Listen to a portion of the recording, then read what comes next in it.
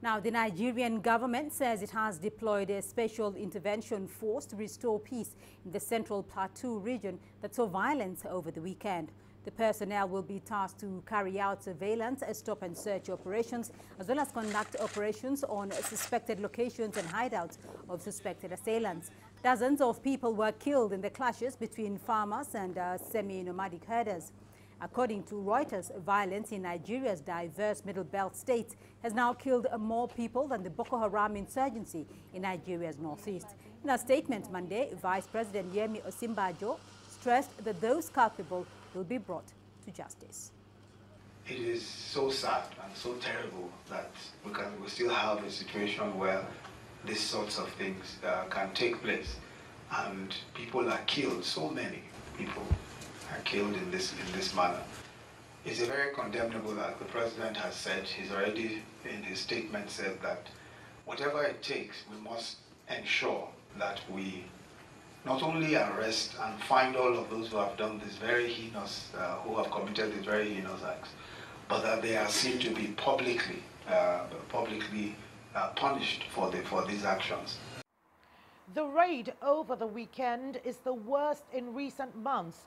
The Plateau State Police Command has confirmed 86 were killed, but eyewitnesses say as many as 120 could have been killed.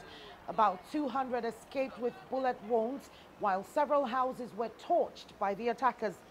Security is now being beefed up in the state, and a dusk-to-dawn curfew has been ordered.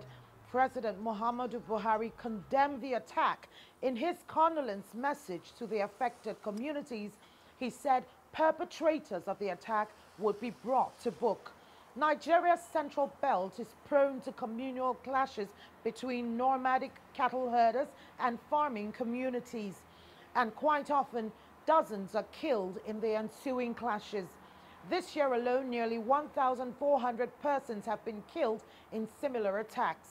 Nigeria is headed to the polls early next year, and the rising level of insecurity is likely to become a major rallying point.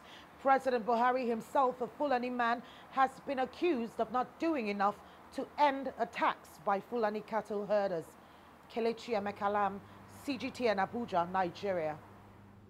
Well, let's get you some perspective now. I'm joined by Majid Dahiru in Lagos. He's a public affairs and security analyst. Majid, thank you for joining us on Africa Live. Now, the deadly communal clashes in Nigeria have been going on for some time now. So what exactly are the underlying reasons for this ongoing violence?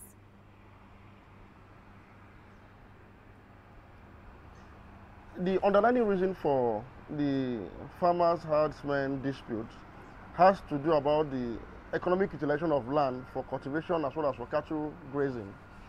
And due to the lack of proper land management to satisfy all parties, it has often boiled over into violent conflict.